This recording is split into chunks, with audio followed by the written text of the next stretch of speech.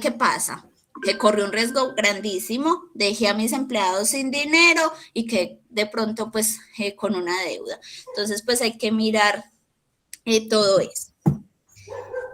Para un inversor, el riesgo financiero hace referencia a la falta de seguridad que transmiten los rendimientos futuros de una inversión. Pues las operaciones pues, más susceptibles de riesgo, algunas son pues como las inversiones, en este momento se ve mucho el tema de Bit, con todas esas monedas como virtuales que hay, la financiación, entonces puede la empresa caer en un endeudamiento excesivo, la actividad comercial, entonces pueden retrasarse en los pagos, en los cobros, o de pronto los clientes pues no aceptan una oferta o algo que uno quiera transmitir. Entonces todo eso generaría también pérdida y un riesgo para la empresa. Bueno, aquí vamos a ver un videito, es un poquito corto pues, pero es muy explicativo de los tipos de riesgo financiero. Y al final del video, mi compañera Milena pues les hará como una conclusión de ese riesgo. Vamos a definir. ¿Me confirman si escuchan, por favor? Riesgo en general. Sí, Sí, André. se escuchó, Andrea, mil gracias. La probabilidad de un evento adverso o pérdida económica. También podemos decir que el riesgo es la incertidumbre que existe acerca de un resultado asociado a una distribución de probabilidad. En ambos contextos, tanto en el riesgo como en la incertidumbre, existe la dificultad de conocer el resultado exacto para un evento determinado en el que pueden obtenerse con datos conocidos previamente. 2. Se analizan las probabilidades de las opciones. Hay resultados medibles. Y 3. Existe la evaluación y cálculo en base a información. Cuando hay situaciones riesgosas, la experiencia o el pasado pueden ser utilizados como vehículo para conocer los resultados posibles y su probabilidad de ocurrencia.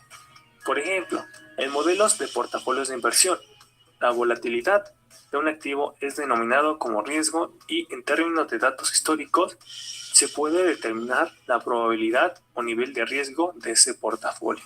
Al día de hoy tenemos diversos tipos de riesgos financieros, por lo que comentaremos solamente los que vemos al día de hoy de manera más habitual. Riesgo de contraparte. Es el riesgo que la contraparte o con quien negociamos no entregue el valor o título correspondiente a la transacción en la fecha de vencimiento. Riesgo de crédito. Se presenta cuando las contrapartes que intervienen en un crédito están poco dispuestas o imposibilitadas para cumplir sus obligaciones contractuales. Riesgo de interés. Riesgo que soporta un inversor de que se produzca una disminución o aumento en el tipo de interés de sus activos o de sus pasivos, respectivamente. De forma que en el primer caso disminuiría su rentabilidad y en el segundo su costo financiero se vería incrementado. Riesgo de liquidez. Refiere a la incapacidad de conseguir obligaciones de flujos de efectivos necesarios, lo cual puede forzar a una liquidación anticipada. Dicho de otra manera, es la contingencia de que la entidad incurra en pérdidas excesivas por la venta de activos y la realización de operaciones con el fin de lograr la liquidez necesaria para poder cumplir con sus obligaciones. Riesgo de mercado se deriva de cambios en los precios de los activos y pasivos financieros o volatilidades y se mide a través de los cambios en el valor de las posiciones abiertas. El riesgo generado por cambios en las condiciones generales del mercado frente a las de la inversión. Riesgo país. Riesgo que asumen las entidades financieras o las empresas o el Estado, por lo que es posible el impago por operaciones comerciales o préstamos que realizan en el sector público o privado de otro país. Vamos a... Listo. Buenas tardes, compañeros. Digamos que cada uno de estos riesgos lo que nos ayuda es a identificar cómo podemos ser nosotros más llamativos ante las entidades financieras. Por eso, cada vez que nosotros como empresa, como compañía solicitamos un préstamo, ellos casi siempre nos piden ciertos requisitos y dentro de esos nos piden los estados financieros, porque allí nos miden qué tan rentables somos nosotros para ellos y así poder cumplir con las obligaciones que adquirimos con cada entidad. Entonces, digamos que esto lo que hace es que esas entidades, al momento de realizar sus desembolsos, tengan un garante de que cada compañía a la cual ellos les están haciendo un préstamo puedan cumplir con esas responsabilidades que están adquiriendo. Continuemos en la siguiente, porfa, André. Listo. Claves para ser un buen gestor de riesgo. Proponer planes de acción y contingencia. Lo que hacemos es identificar las amenazas, es fundamental, pero además hay que saber qué hacer en cada caso que ocurra.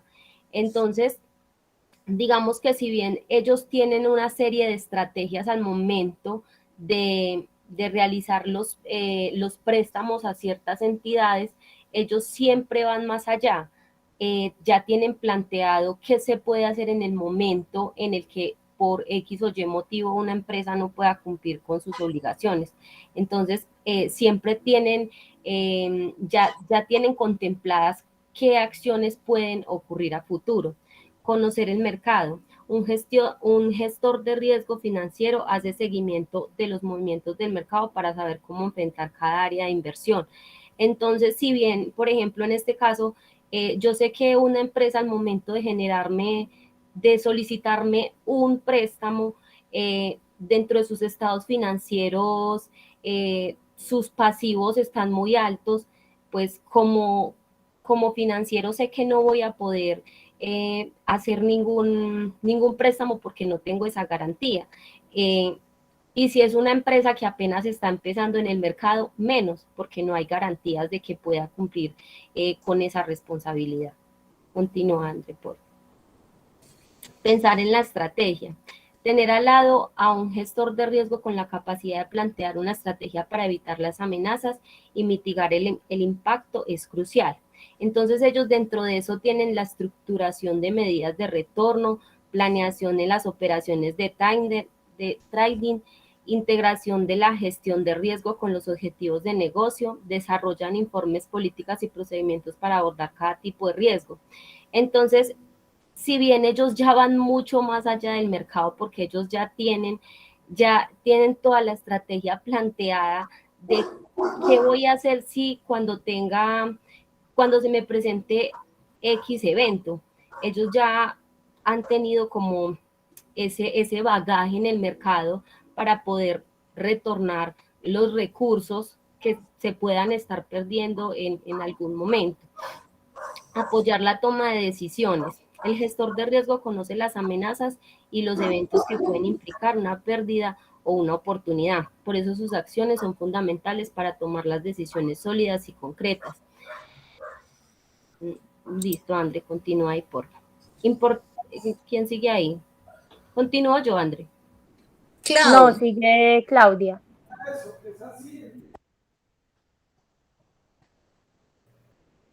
Bueno, buenas tardes. La importancia de analizar los riesgos. Digamos, es importante que cada empresa, tenga una medida como aseguramiento o unos procesos donde les permita analizar de pronto qué riesgos a futuro pueden surgir dentro de la empresa. Entonces, aquí dice que una empresa debe conocer los riesgos financieros a los que puede estar expuestos para así poder estar preparados ante cualquier contingencia y permanecer en el mercado. O sea que debe existir, se deben delegar personas donde tengan ciertas funciones y ellos puedan estar pendientes de esas posibles contingencias que puedan surgir a futuro en el mercado. Si una organización elabora un análisis de riesgo para evaluar las amenazas y los impactos, no podrá reaccionar a tiempo. Por eso, se recomienda que tanto de manera interna como existe un externo que pueda hacer una auditoría, para que les ayude a detectar las amenazas o los impactos que se pueden estar presentando en la empresa y de pronto internamente uno no se percate de lo que está sucediendo. En el riesgo de mercado, analizar nuestras inversiones de acuerdo a la oferta y a la demanda, variación de precios y tasas. Compañerita, ¿me le quitas el cosito? De cambio de las divisas. Eso. Entonces, te quiere decir que siempre debe existir como ese análisis a futuro, de pronto cómo podrán ser las inversiones, digamos, como para no tener una pérdida demasiado grande, o en dado caso pues, se puedan tener rendimientos futuros. En el riesgo de crédito, en el caso de un mayorista o minorista y no pague de cierto préstamo o tenga retraso en sus cuotas, esto se puede disminuir con esto de capacidad crediticia de los clientes. ¿Qué se hace con esto? Es como, digamos, tomar como cuando las entidades, por decir, un local comercial de ropa, ¿qué hace? Mirar, digamos, qué comportamiento ha tenido la persona cuando ha solicitado créditos. Si es puntual con las cuotas, si todo eso, entonces ayuda a que de pronto tengamos que la cartera que tengamos se pueda recuperar de manera fácil y no tengamos tanto deterioro de cartera. El riesgo de liquidez representa que una empresa no cumpla con sus obligaciones, por ello hay que asegurarse de tener el flujo de caja suficiente para saldar sus deudas. En este caso, con referente al riesgo de liquidez, siempre hay que tener presente de que tengamos un buen flujo de caja, de que tengamos, digamos, buenos ingresos, de que no incurramos en demasiados costos de producción y se tenga un buen flujo de caja para poder contribuir a esas deudas pequeñas que uno pueda, digamos, conseguir o pagar en efectivo. En el riesgo operacional, estar atento a factores como descontroles internos, mala administración y ausencia de capacitación. ¿Qué pasa en ese riesgo operacional? Que suele suceder que en muchas compañías o empresas, en la parte de producción, a la gente no se capacita constantemente en conocer y cómo más se manejan los procesos. Entonces, al no tener ese cuidado de capacitar a las personas, entonces se pueden cometer pequeños errores que pueden permitir o causarle una mala impresión a nuestros proveedores, o que de pronto en la parte administrativa se estén generando malos procedimientos, digamos, no se estén realizando de pronto los pagos con nuestros proveedores, o de pronto no le estamos satisfaciendo bien a nuestros clientes. Ya. ¿Cómo elaboramos unas políticas de gestión de riesgo? Digamos, ¿para qué sirve elaborar unas políticas de gestión? Porque ayuda a tener procesos y métodos que nos ayuden a guiar a tener una gestión de riesgo de una manera más estructurada y sistematizada, donde se podrán involucrar todas las partes interesadas. Entonces, para eso se dice que de pronto asignar roles y responsabilidades. Delegar personas en cada área donde se encarguen de vigilar, digamos, que los procedimientos o los procesos o los cumplimientos se estén haciendo de manera correcta. O si de pronto está existiendo alguna falla, alguna cosa, se pueda tener la medida o la estrategia para poder cubrirlo y evitar que existan repercusiones más adelante. Digamos, explicar el proceso de gestión. Digamos, en este caso, poder tener una buena comunicación entre los empleados y los supervisores, digamos, como existir ese buen ambiente laboral donde todos podamos interactuar y pues decir de pronto qué podemos aportar, qué se puede mejorar, o esto está bien, o esto está mal. Tener una documentación que nos permita controlar todo, digamos, todo cada proceso, los tratamientos, en pronto qué criterios se pueden generar, o qué análisis podemos realizar. Por eso, digamos, por lo general siempre se recomienda realizar una auditoría, que es donde más fácil se pueden identificar todo esto y evaluar lo que está sucediendo en el momento en la empresa. Ya, André.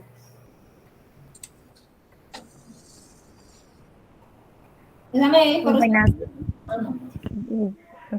Buenas tardes. Bueno, profe, entonces aquí vamos con los pasos para el análisis del riesgo financiero, ¿sí? Entonces, la gestión del riesgo financiero es muy importante porque nos sirve para evaluar las amenazas de una compañía y evaluar también su impacto. Un ejemplo muy sencillo es una máquina que deja de funcionar, ¿cierto? No solo genera un daño mecánico que va a tener que repararse, sino también que se interrumpe la producción, se pueden generar pérdidas, se van a retrasar las entregas, hasta incluso se puede llegar a afectar la imagen de la compañía por tener retrasos con sus clientes. Entonces, en ese caso, vamos a identificar cuáles son esos 5 pasos que vamos a seguir. Dice, entonces, identificar los riesgos claves. Aquí, una compañía debe detectar los factores de riesgo que enfrenta e incluir todos los aspectos que afecten la competitividad. Ejemplo, los costos, los precios y el inventario. Los cambios en la industria a la cual pertenece la empresa. Regulaciones gubernamentales, transformaciones tecnológicas y cambios en el personal. Vamos con el otro paso, que es calcular el peso de cada riesgo. ¿Por qué se debe calcular? Para asignar efectivamente los recursos y los esfuerzos, se deben priorizar los riesgos. De esta manera se puede crear un plan en caso de que una amenaza se concrete. Tercero, crear un plan de contingencia. Hay que estudiar qué se debe hacer para identificar los riesgos claves y crear tareas concretas para mitigar los impactos. Cuarto, asignar responsabilidades. Se debe procurar, una empresa, una compañía, debe procurar que haya una persona encargada de monitorear puntos críticos y la evolución en el tiempo. Listo, y también que deben evitar centralizar todas estas responsabilidades en una sola persona. Hay que delegar estas diferentes tareas para el personal más adecuado. Por último, establecer fechas de vencimiento. Esta de alguna forma determina las acciones a tomar, pues estas deben basarse en el tiempo necesario para llevar a cabo cada tarea. Listo. Bueno, profe, por último, pues nosotras también queremos, pues como exponer el caso Interbolsa en Colombia, ¿cierto? Entonces ese millonario descalabro muestra las malas prácticas financieras, las cuales llevan a una compañía a la quiebra y produce desconfianza en el mercado.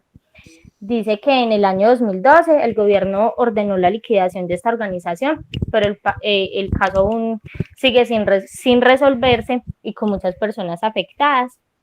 Podemos ver qué fue lo que pasó. Entonces, en ese caso, esto sí es un poquito como más teórico, pero como para entenderlo, nos dice que la caída de Interbolsa tiene sus orígenes en una estrategia de negocio altamente riesgosa que salió muy mal. La estrategia de Interbolsa fue darle bursatilidad a la acción de la empresa textil Fabricato y subirla de forma desmedida para obtener más dinero por las mismas acciones.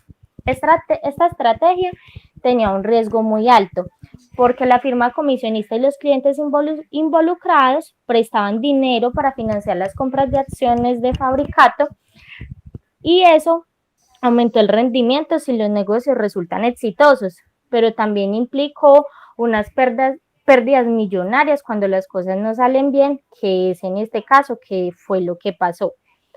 Ya por último, profe, para terminar, entonces la gestión del riesgo financiero es muy importante en una empresa y debemos tener en cuenta tanto factores internos como externos, los cuales originan las amenazas.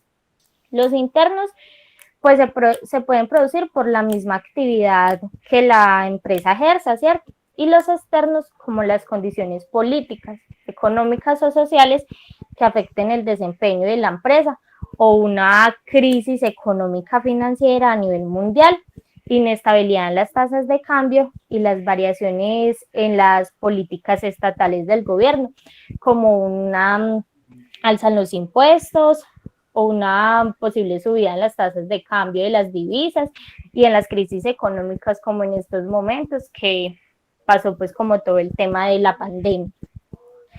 Listo, profe. Listo, chicas, muchísimas Listo. gracias. No sé si Muchas tengan gracias. alguna duda, pregunta, un aporte, no sé.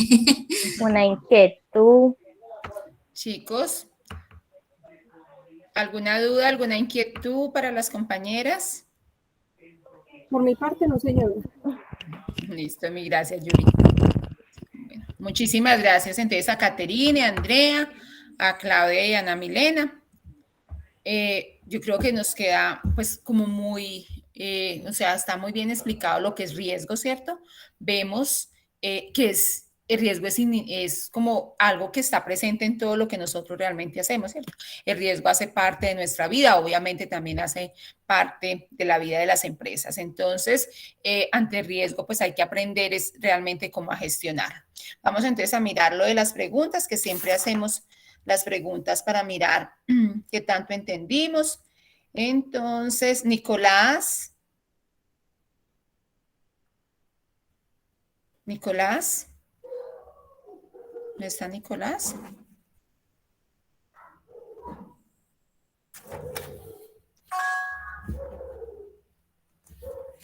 María Alejandra Ariza.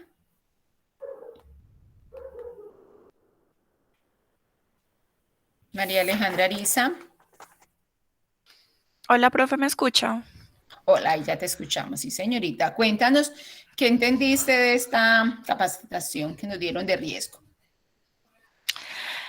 No, profe, la verdad, como detalles generales, que siempre se debe trabajar eh,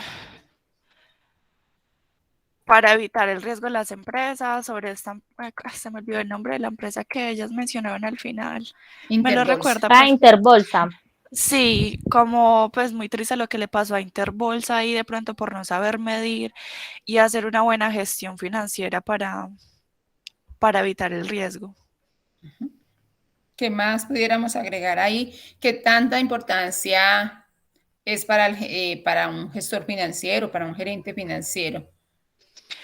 Profe, yo pienso que es la importancia porque supongamos desde el punto de vista de un gerente, él debe crear una atmósfera segura para, no solamente para los empleados, sino también para los accionistas de cada empresa. Y también yo pienso que con las herramientas que tenemos hoy en día se pueden dimensionar riesgos que a la final, si uno se pone a ver cómo evaluarlos bien, son cosas que pueden ser evitadas y también capacitarse efectivamente de pronto frente a las situaciones de emergencia que se puedan presentar en el futuro. Perfecto, listo. Muchísimas gracias, Alejandra. Marisa. Marisa, Hola, profe. hola.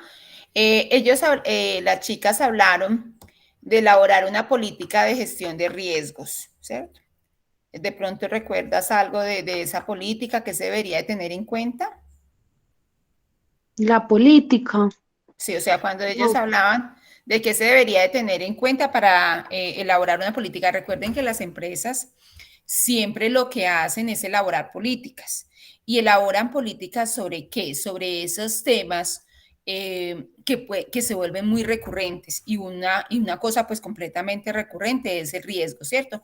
Entonces, las empresas lo que hacen es, mire, nosotros ante el riesgo vamos a asumir tales políticas, o sea, tales normas, o vamos a seguir tal procedimiento. ¿Para qué? Acuérdese que el riesgo como tal no se puede evitar totalmente, pero sí por lo menos bajarle a la incertidumbre que genera, ¿cierto?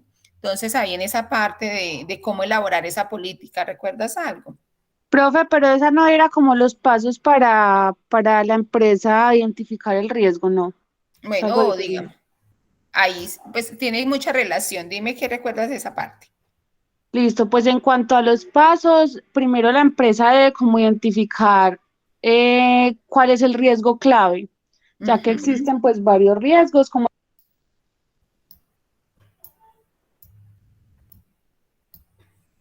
Se nos fue Marisa.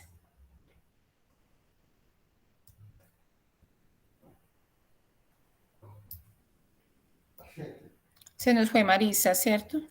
Pero y Marisa iba bien porque habló del primer punto, que es identificar riesgos claves. ¿Quién nos ayuda con esa parte?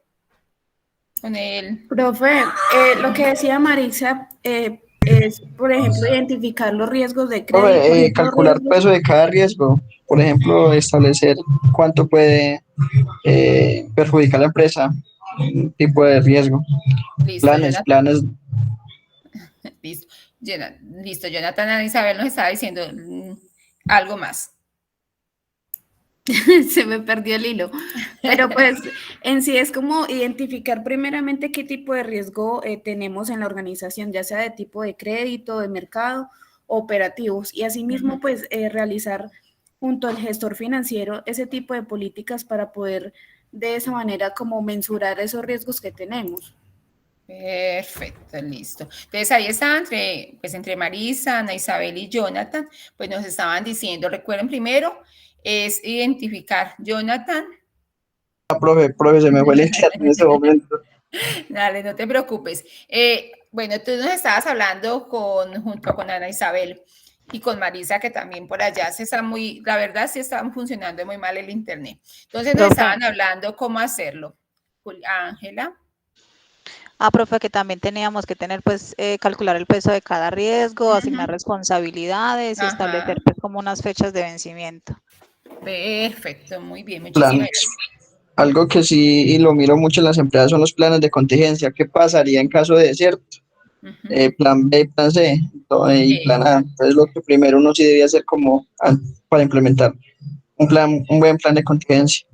Perfecto, bien importante que todas las empresas, y recuerde que todas las actividades en todas las actividades que desarrolla la empresa tenemos riesgo. Entonces, inventarios va a tener su riesgo, cuentas por cobrar va a tener su riesgo, cuentas por pagar va a tener su riesgo. Por allá veíamos muchas clases de riesgo. Luis, ¿qué nos iba a decir?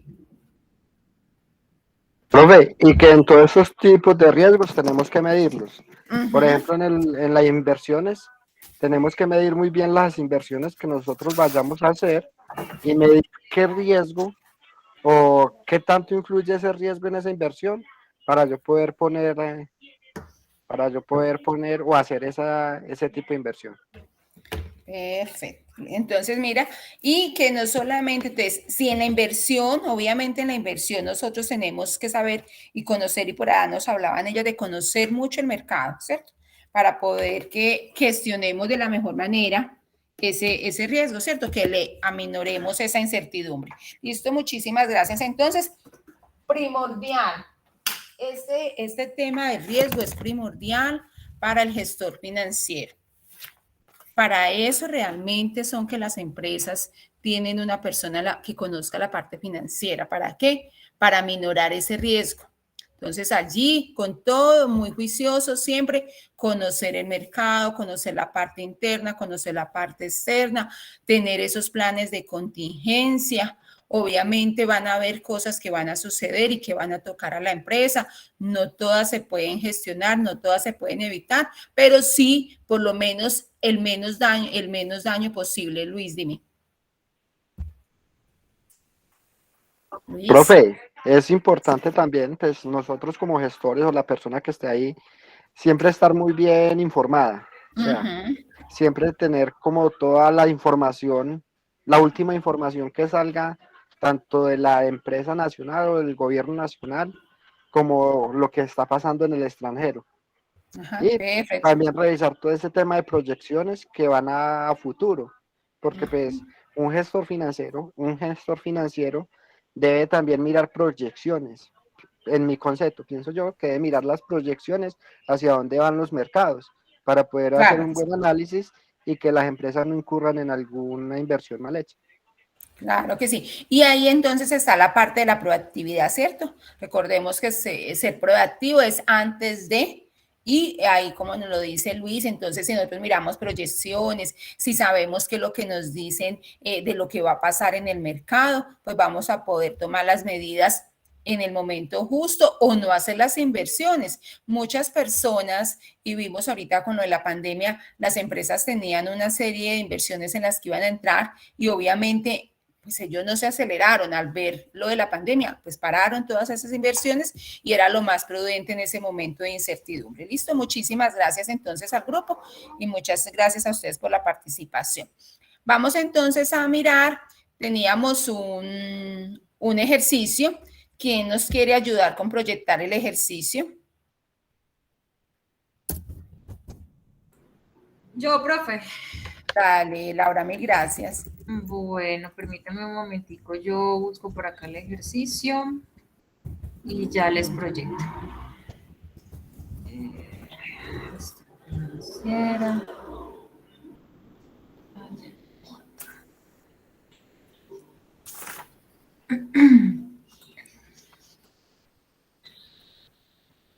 Me confirmo, profe, si ya pueden ver la pantalla.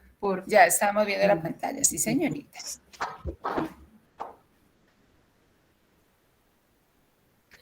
Listo, entonces aquí estamos observando lo que era el taller 4, que nos dice lo siguiente: de acuerdo al presupuesto de producción, la cantidad de rollos de tela que se requerirán el próximo año será de 480 rollos.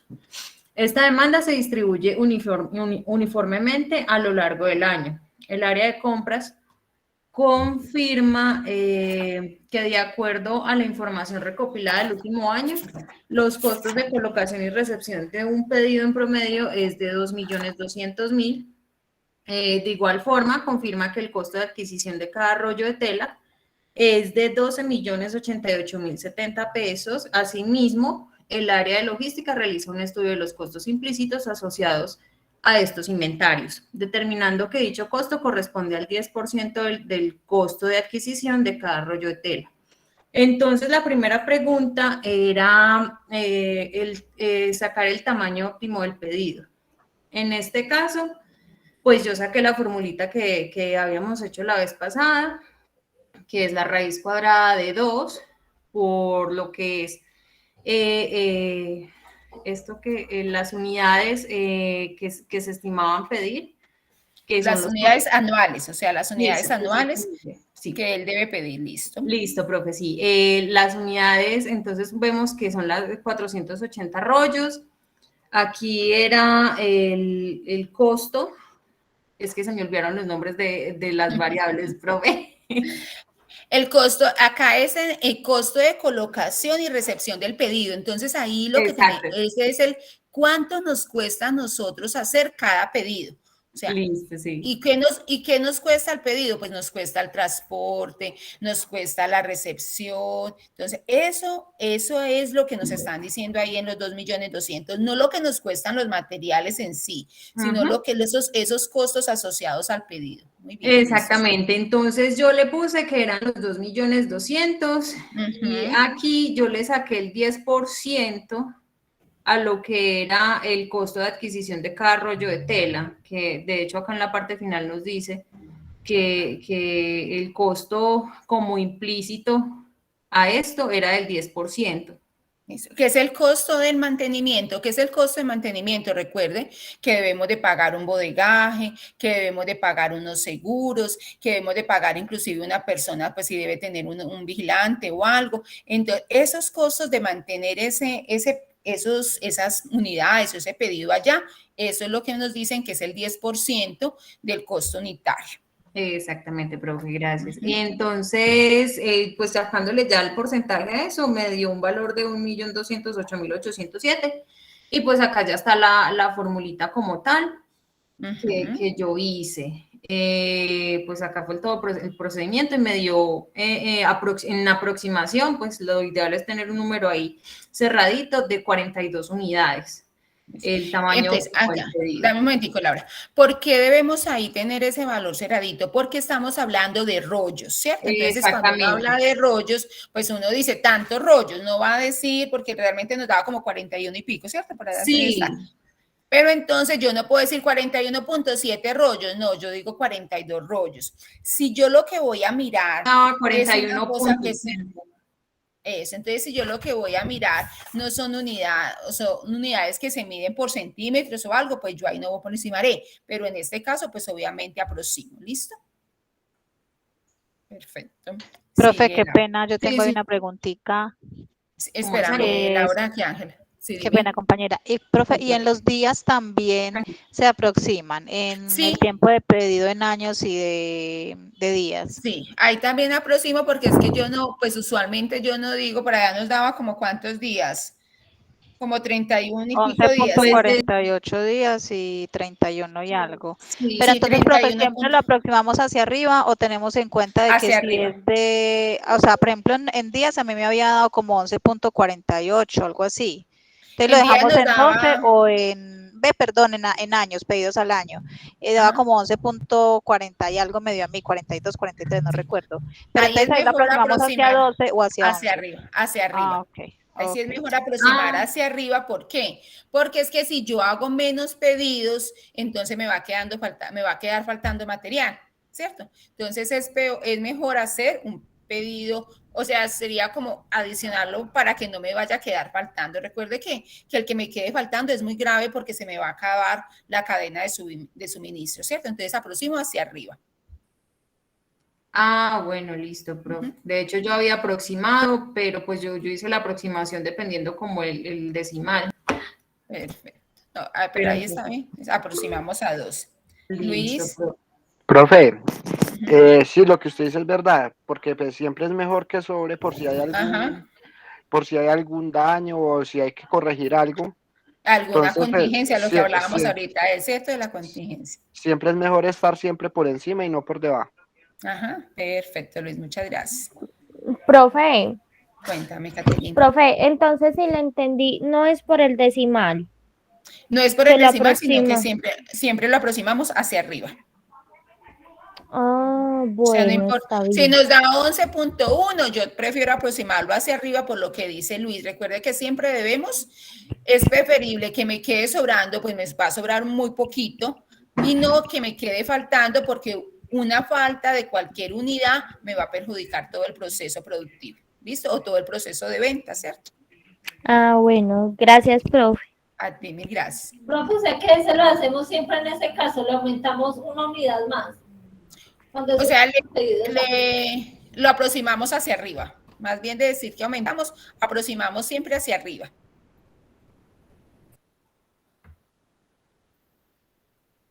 ¿Listo? A todos nos dio así, a alguien le dio valor diferente.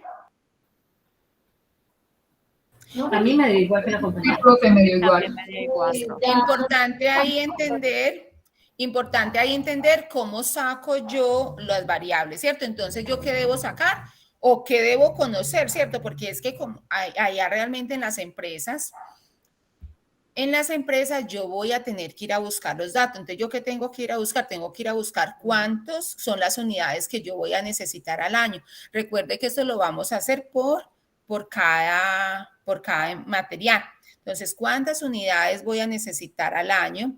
Luego tengo que mirar cuánto me cuesta a mí traer ese pedido. Y luego también tengo que mirar cuánto me cuesta el mantenimiento. O sea, el mantener no el mantenimiento como tal del pedido, sino mantenerlo. Mantener esas unidades allá en bodegaje, cuánto me cuesta. Entonces, son 3 variables que yo debo conocer, que yo debo ir a solicitar. Si no tengo yo la información, entonces ir a solicitar a logística, contabilidad, a que me den esa información que voy a necesitar para el tamaño óptimo. ¿Por qué es importante ese tamaño óptimo de pedido?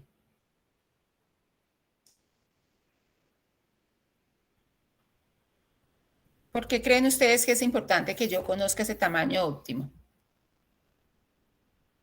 Porque no vamos a gastar más de lo que necesitamos, pues vamos a tener lo justo. Listo. Recuerde que las empresas siempre buscan no hacer mayores, recuerde que tener un inventario ocioso, eso me cuesta, y no tenerlo cuando también me cuesta, ¿cierto? Entonces yo debo tener, si yo tengo menos, entonces estaría perdiendo ventas, y si yo tengo de más, estoy haciendo una inversión inoficiosa. ¿Por qué? Porque estoy dejando allí una plata. O sea, tener un inventario me cuesta una plata que podría estar invirtiendo en otras cosas, pero como las tengo allí, ¿por qué? Porque es que nunca me he fijado cuánto era lo óptimo que yo debería de tener. Entonces, por eso es bien importante que hagamos siempre esa parte y que el gestor financiero pues lo haga, esa parte del tamaño óptimo de pedido. ¿Preguntas, inquietudes acerca de este tamaño óptimo del pedido o acerca de los inventarios? ¿Listo? Bueno. Listo, Luis. Entonces, ya miramos inventarios, miramos todo lo que teníamos que tener ahí como de administración. También miramos, en la clase pasada, miramos lo de las cuentas por cobrar, de cómo se miraba la cartera morosa, y miramos lo de las cuentas por cobrar y la teoría de la administración, o sea, qué debo tener yo en cuenta para poder hacer una efectiva administración de las cuentas por cobrar. Y habíamos quedado en un temita, en un ejercicio que es, las empresas necesitan cambiar o muchas veces necesitan hacer ajustes en sus días de cobro, ¿cierto? Entonces, todo tiene que ser medido matemáticamente, o sea, yo no puedo pensar así, hagamos ese periodo de cobro, aumentémoslo a 60, tenemos a 30, aumentémoslo a 60, simplemente por capricho, o bajémoslo, no, están 60, bajémoslo a 30, por capricho, no, yo siempre debo tener una razón sólida para poder decir, lo vamos a aumentar, lo vamos a bajar, fuera de que de esa razón que me dan esas características externas, ¿cierto? O sea, yo no puedo olvidar que yo debo mirar la matemática, pero también irlo mirando con esa parte del sector, de cómo está el sector, de qué tanto a mí me conviene cambiar mis cuentas por cobrar o no cambiar mis cuentas por cobrar, de qué tanto mis clientes están en capacidad de asumir ese cambio que yo haga. ¿Listo? Caterine, ya por allá se nos... No, profe, qué pena, es que prendí el micrófono, discúlpeme. No te preocupes. Listo, vamos entonces a mirar acá. Vamos a hacer acá la explicación. Teníamos el ejercicio. Profe. Cuéntame. Aquí antes de que por favor usted me diga cómo hago para encontrar los videos, porque es que yo no los encuentro en los links. Es que no encuentro los links, y pues ya le he echado varias revisaditas y no los encuentro. Los links yo los mando en el WhatsApp. ¿Tú estás en el WhatsApp? Ah, sí, profe. Ah, no los subí a la plataforma. No, yo no los subo a plataforma, sino que en el WhatsApp está el link. Ahí mira Listo, que he mandado el link de cada clase, listo. Si alguna cosita me cuentas. Vale, listo, mira, gracias Luis. Bueno, entonces vamos a mirar acá. ¿Dónde estaba el ejercicio? Acá está. Actualmente una empresa manufacturera vende su producto a 12 pesos por unidad. Ay, no lo están mirando ustedes, espérenme que no se los estoy. Toda tu pantalla, compartir.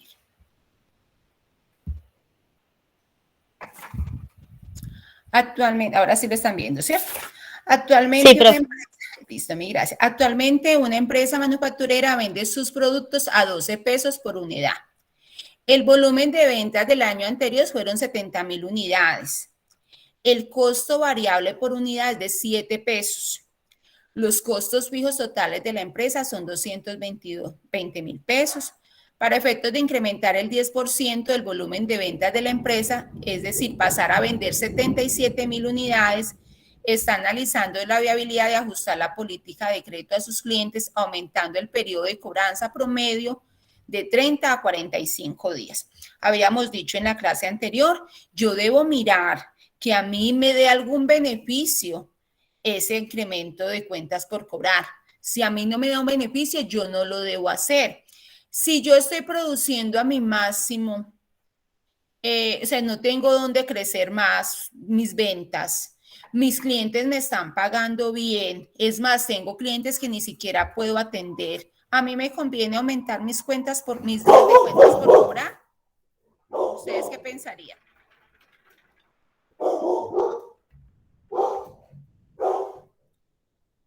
¿Qué pensarían ustedes? Yo no tengo cómo crecer, mis clientes me están pagando bien, antes me hacen falta, de verdad, productos. ¿Yo debo aumentar esas cuentas por esos días de cobro? No. Entonces, eso yo siempre tengo que tener, muchas gracias Ángela también, yo debo tener siempre una razón de peso para decir, es que lo voy a aumentar.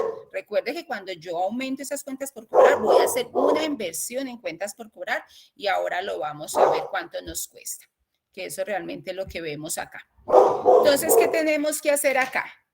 Primero, yo tengo que hallar la contribución adicional por ventas. Ese es el primer paso, hallar la contribución adicional por ventas. O sea, ¿qué quiere decir eso? ¿Cuánto me van a dar?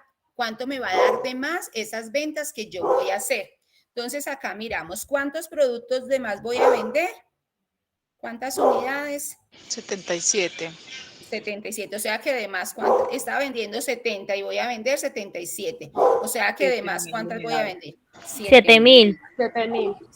Entonces voy a vender 7.000 unidades. Y acá me dicen, mire, mi costo variable es de 7 y mi precio de venta es de 12.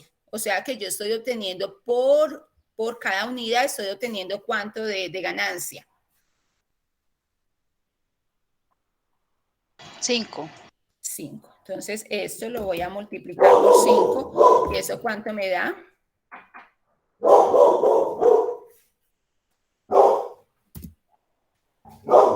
¿Cuánto me da? 35.000. 35.000. Entonces, esta es la contribución o la utilidad adicional que yo voy a tener por vender 7.000 unidades a una utilidad que yo tengo de 5 pesos por unidad. Ese es el primer paso que voy a hacer.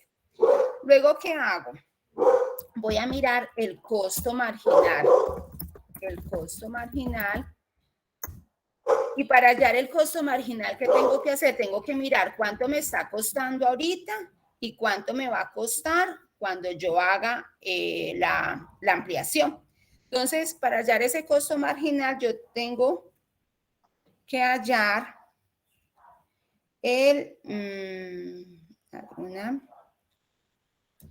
la inversión, vamos a hallar la inversión promedio de cuentas por cobrar. La inversión promedio de cuentas por cobrar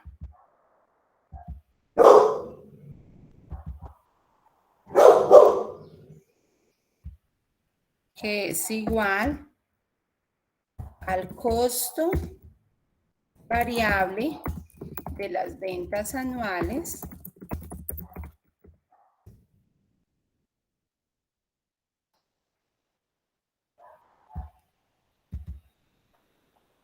sobre la rotación de las cuentas por cobrar.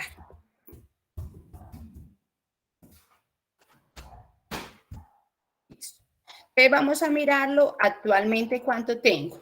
Yo en este momento que tengo el costo variable de las ventas anuales, ¿cuánto es? 12. No, el variable. El variable son 7, ¿cierto? Por allá me dicen 7.000. Por acá me dicen 7. El costo variable por unidad es 7. Entonces el costo variable es 7 y por cuántas unidades que voy a crecer por 7.000. Voy a crecer en 7.000 unidades. Entonces, ahí, acá. No, por las unidades no es que voy a crecer, sino por las que estoy haciendo ahorita, porque es el momento actual, 70. Entonces, 7, que es mi costo variable, por las 70.000 unidades que en este momento estoy produciendo. ¿Cuánto me da eso? 490.000. Eso me da igual a 490.000. Dividido, ¿cierto? Porque acá me está diciendo costo variable de las ventas anuales. Dividido la rotación de las cuentas por cobrar. ¿Y cómo es la rotación en este momento de las cuentas por cobrar? Vamos a hacerla acá. La rotación de las cuentas por cobrar, ¿cuánto es?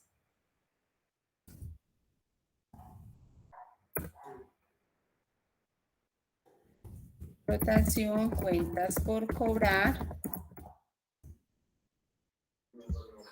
son 360 y él está vendiendo en ese momento ¿a cómo? ¿A cuántos días? A 30. 360 dividido 30, ¿cuánto me da eso? 12, profe. 12. Profe, ese de 360 es los días. Son los días, sí. Es como bueno. yo hallo la rotación. Entonces, 360 días dividido 30 días que está vendiendo ahorita. Entonces, acá ya tengo esta segunda partecita. 490.000 dividido 12, que eso son 12 veces, ¿cierto?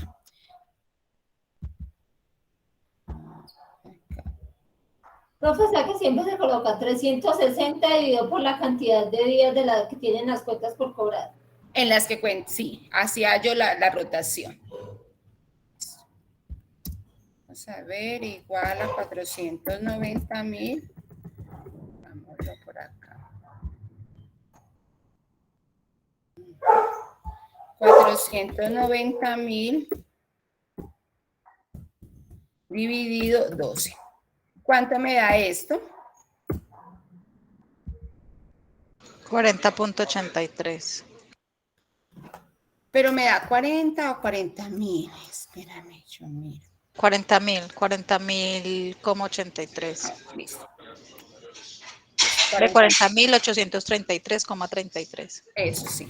Porque este es el costo. Esto que me da aquí es la inversión de cuentas por cobrar. O sea que este es el costo de mis cuentas por cobrar actual. Esto es lo que a mí me cuesta mantener mis cuentas por cobrar. ¿Cuánto me cuesta? Me cuesta 40.833,33. Este es en este momento. Yo tengo que hacerlo, voy a compararlo con el costo de lo que ya voy a tener. Entonces, el mismo costo variable que 7, ¿cierto?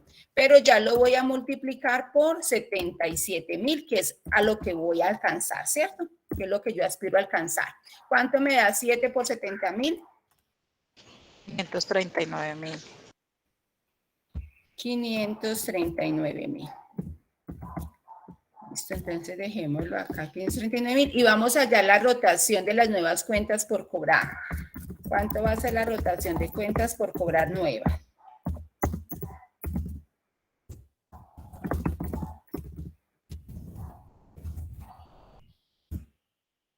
Profe, qué pena, ¿de dónde salió el 77.000?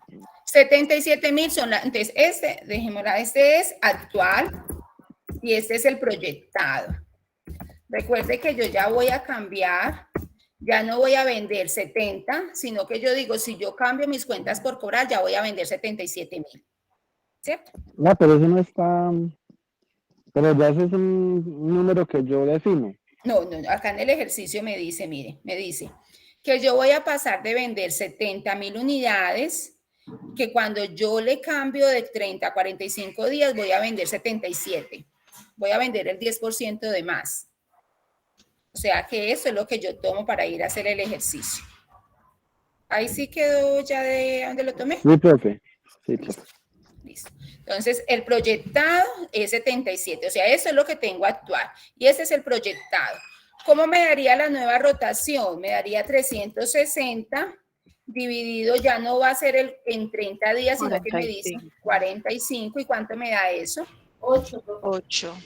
8. O sea que acá quiere decir que estos 539 yo los voy a dividir en 8. ¿Y eso cuánto me da? 67.375. Listo. ¿Esto qué es? Es el costo de mis cuentas por cobrar proyectadas con el aumento de días de cobro. Quiere decir que, mire, en este momento yo estoy invirtiendo en mis cuentas por cobrar 40.833 pesos. Cuando yo aumente mis días, ya no voy a invertir 40.000, voy a subirlo, ¿cierto? ¿Por qué? Porque voy a subir mis días, entonces obviamente voy a invertir más, ya voy a subirlo a 67.375. Ahora, ¿qué tengo que hacer? tengo que sacar la diferencia entre los dos. Entonces, 67.375 menos 40.833,33, ¿cuánto me da?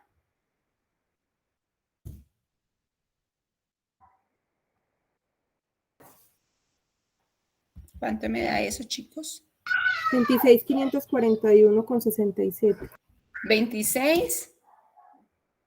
541,67. 51,67. ¿Qué quiere decir eso? Quiere decir que yo voy a incrementar mi costo en 26.460. Faltan 26.541. 26.541, listo. Muchas gracias.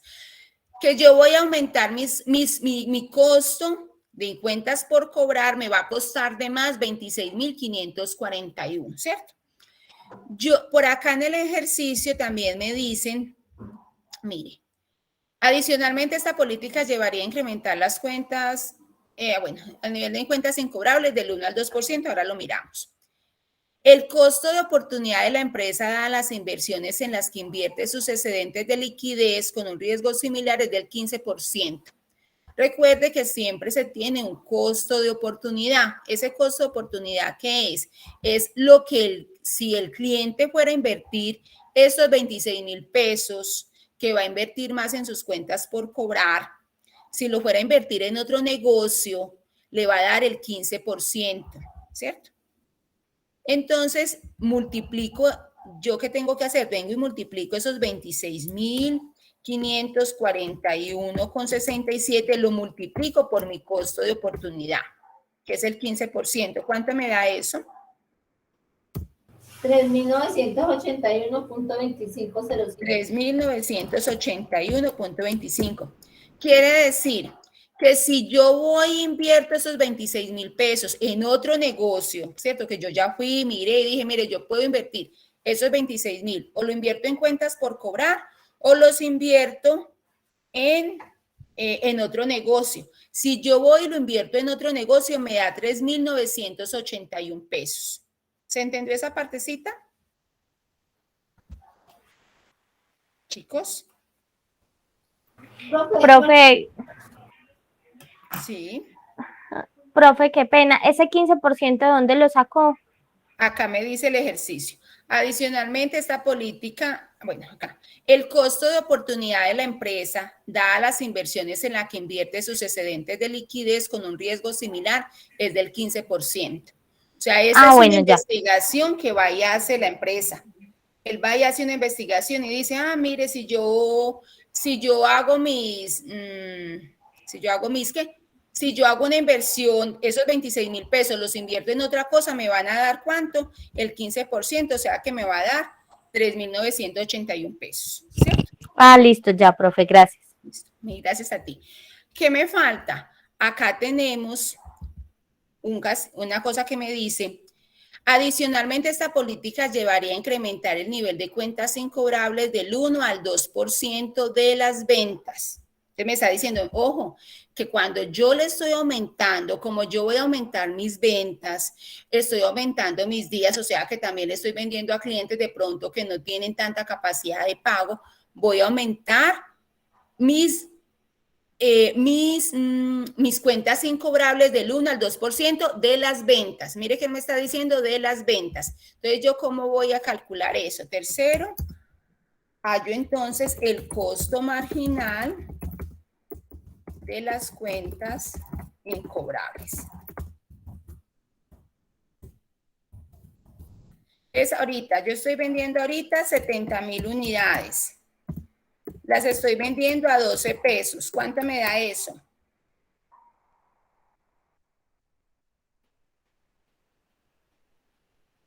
$840.000. 840.000. Y a este 840.000 me dicen que, ¿yo por qué lo estoy haciendo de las ventas? Porque allá el ejercicio me está diciendo que de las ventas. Que de esas ventas me está quedando incobrable el 1%. ¿Cuánto me da? ¿Cuánto me queda incobrable ahorita? 8.400. 8.400. Entonces, esto es actual. Ahora vamos entonces a mirar el proyectado. El proyectado que me dice que yo voy a vender 77. ¿A qué precio? Al mismo precio, a 12. ¿Cuánto me da eso? 924.000. 924.000. ¿Y que me va a incrementar a cuánto el porcentaje de incobrables? El 2%. El 2%. ¿Y cuánto me da eso? 18.480. 18.480. Quiere decir que yo acá voy a tener una diferencia de 18.480 menos 8.400. ¿Cuánto me da?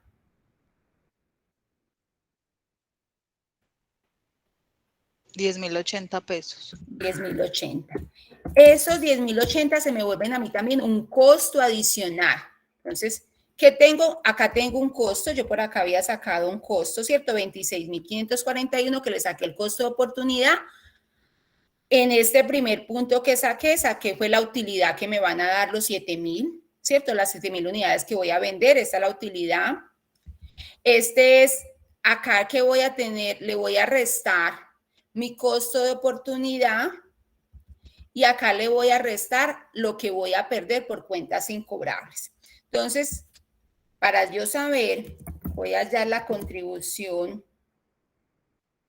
o sea, voy a hallar la utilidad que me generaría el cambio. El cambio. ¿Cierto? Puede ser utilidad o puede ser pérdida, porque ahí es donde yo voy a tomar la decisión. Entonces, ¿yo qué tengo que hacer? Me tengo que venir y sumar. ¿Cuánto me dice allá que me voy a ganar? Me voy a ganar 35. ¿Cierto? Que es el primero de allá. Le tengo que restar, le resto mi costo de oportunidad. O sea, si yo lo voy a hacer por otro negocio, me fuera a ganar 3.981,25. Y le resto lo que yo voy a perder en los incobrables, que cuánto voy a perder, 10.080. ¿Cuánto me daría eso?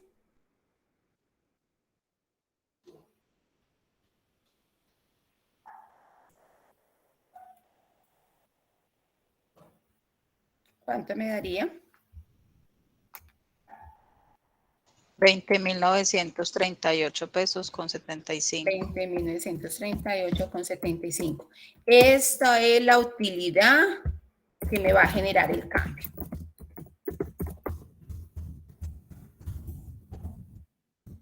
Si el cambio me va a generar una utilidad, mire que me va a generar una utilidad de 20.939.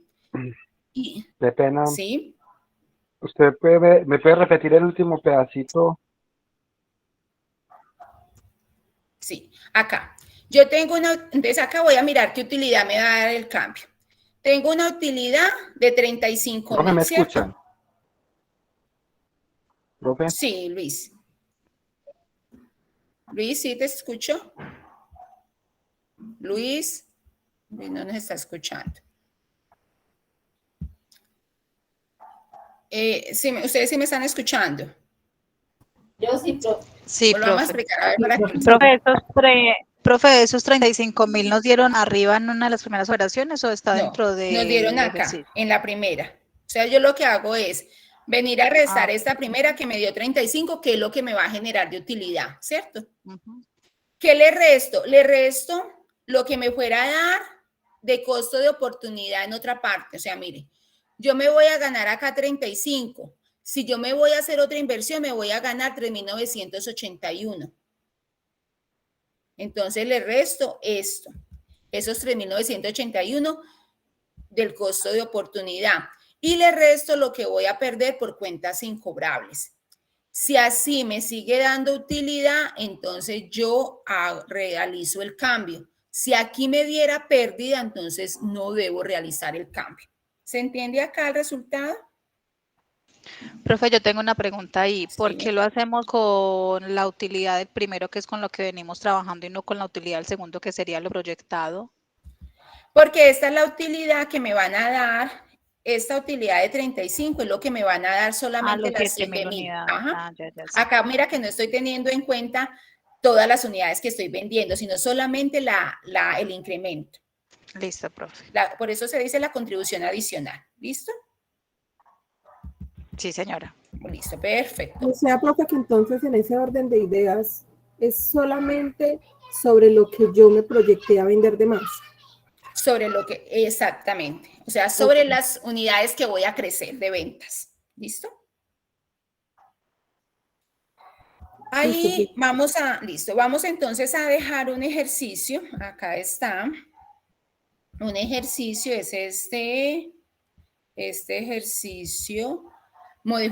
El taller número 6, modificación plazo de cobro, para que por favor entonces lo hagan para la próxima clase y lo revisamos y ahí miramos a ver qué dudas vamos a tener. ¿Listo?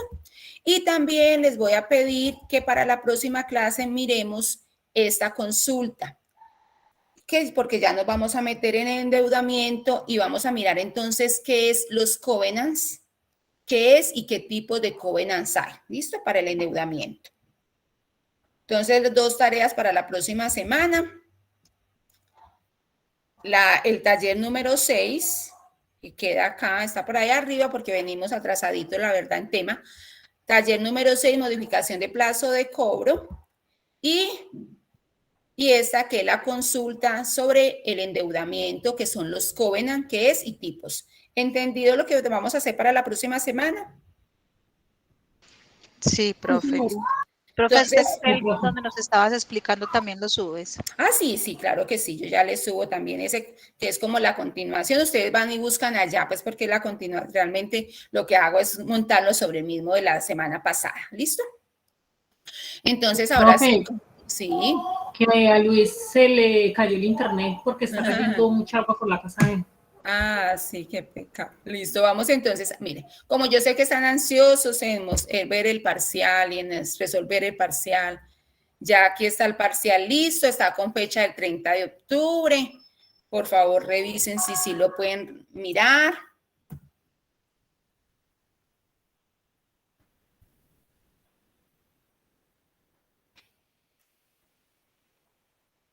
Si quiere, leamos listo.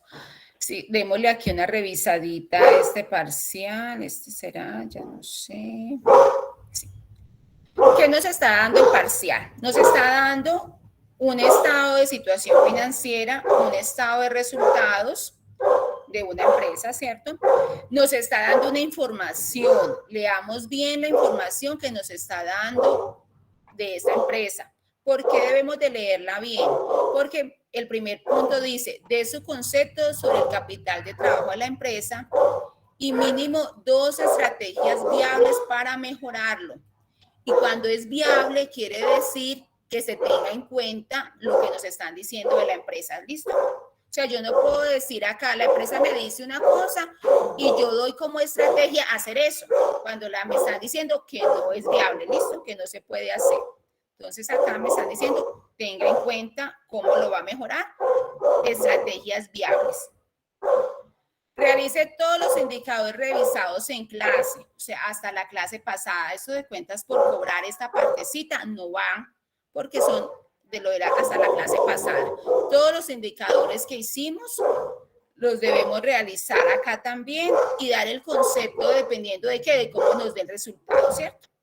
Acá tenemos también unos indicadores de la competencia. Recuerde que por allá decíamos, lo comparamos con la competencia, lo comparamos con el presupuesto. Acá están unos indicadores de la competencia. El tercero nos dice, la empresa XY realiza actualmente pedidos de 1000 unidades. El gerente de la empresa ha solicitado rebajar dichos pedidos a 500 unidades. Nos dan una información y nos dicen, ¿usted está de acuerdo con el gerente? ¿Sí o no? Y explique por qué sí o explique por qué no. ¿Listo? Acá, en el cuarto, explique detalladamente por qué es importante para la empresa obtener el dato del tamaño óptimo del pedido. Lo dijimos ahorita en la clase, ¿cierto? Porque es importante que nosotros busquemos ese dato del tamaño óptimo. Y acá, usted como gerente financiero, ¿qué debe tener en cuenta para realizar la administración de las cuentas por cobrar? sea, lo que vimos en la clase pasada, las cuentas por cobrar. ¿Yo qué debo tener en cuenta si yo fuera el gerente financiero de la empresa? ¿Qué debo mirar de esas cuentas por cobrar? ¿En qué me debo fijar? Eso es lo que queremos que me coloquen ahí. ¿Alguna duda, alguna inquietud adicional, chicas, chicos? No, profe, ahorita mientras el parcial le preguntamos. Listo. Nos podemos desconectar. Nos podemos desconectar.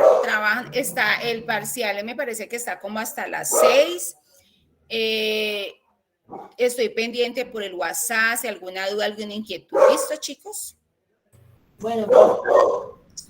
Entonces estoy pendiente. Muchísimas gracias. No se les olvide las tareas para la próxima clase. Yo estoy pendiente acá del WhatsApp. Gracias, profe. Gracias. Feliz tarde, gracias. Igualmente a ustedes, muchas gracias. Profe, yo le pagué, A hasta luego. ustedes, mil gracias. Ya se me cayó el internet, no alcancé a escuchar lo último.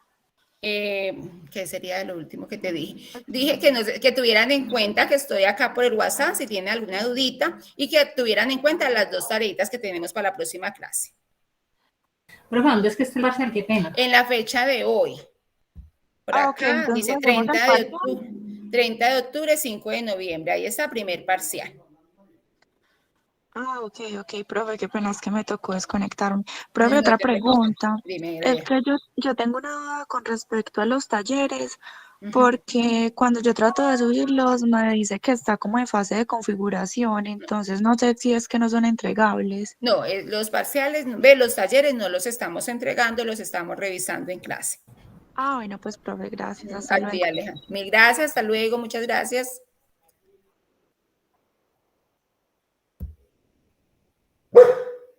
Chao, Constanza.